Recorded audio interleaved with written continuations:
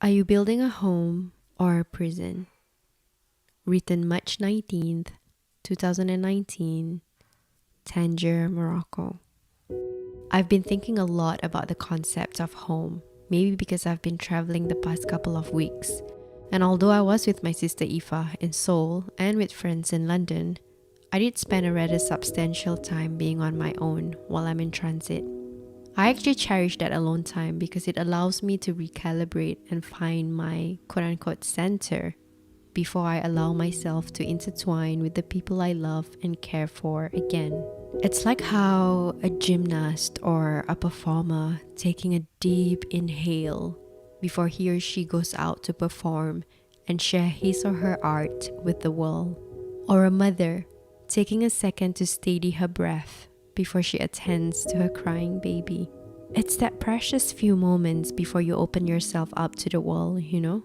That's how I feel about my long transits in airports when I fly alone before reuniting with my loved ones.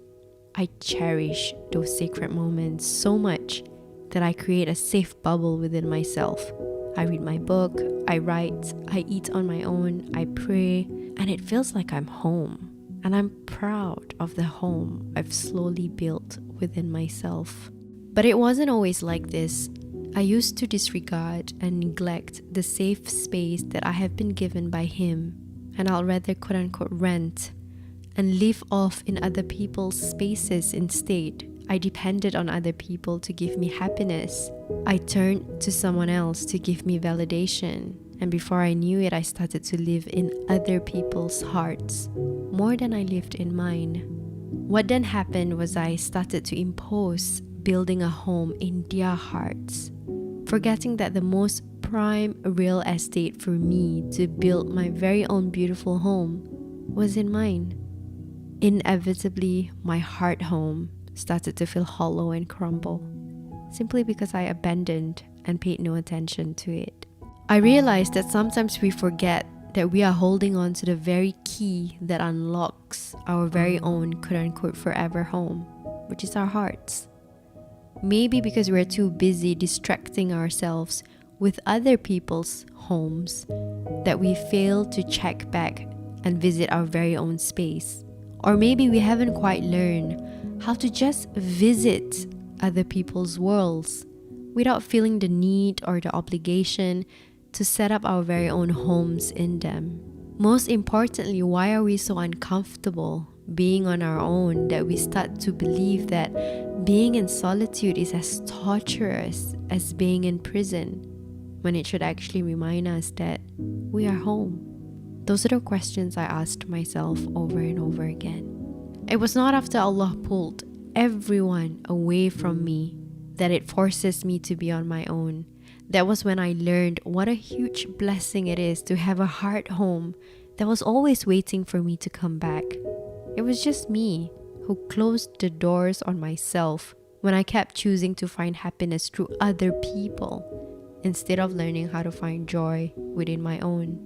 Alhamdulillah, I now go back to my quote-unquote home several times each day. I try to check in and clean off the dust in my quote-unquote home regularly by being on my own and speaking to him about anything and everything. I will also choose to stay a tiny bit longer whenever I feel overwhelmed or emotionally drained.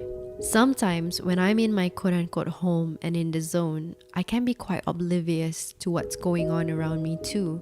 It's like being in your favorite room doing your own thing and you don't quite bother about what's going on with the rest of the world. And that was what exactly happened to me during the flight back to Tangier this time around. Karim's friend, NB, was in the same flight as me, and although he saw me, he didn't want to say hi because according to Karim, he said that Ida was in her own world reading her book. I just didn't want to disturb her. And I appreciate that gesture very much because he was right. I was in my own world, in my home, and just for that moment, I didn't quite want visitors. You know, just like how sometimes we might not want to be disturbed, some of our closest and loved ones might be retreating into their very own homes too and want their privacy. It's imperative then for us to take the time to check if we have quote-unquote visitation rights during that period.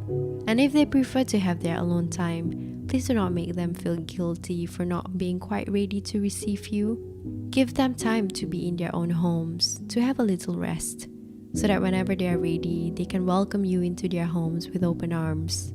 I think writing these Tuesday love letters for me is another way for me to come home, and I cherish it so very much. What about you? How do you get home? Whatever or however it is, I pray may we all find our way home.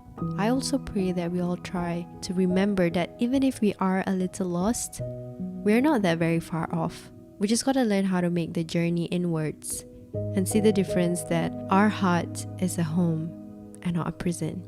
Sending you all my love and prayers from my little heart home. A.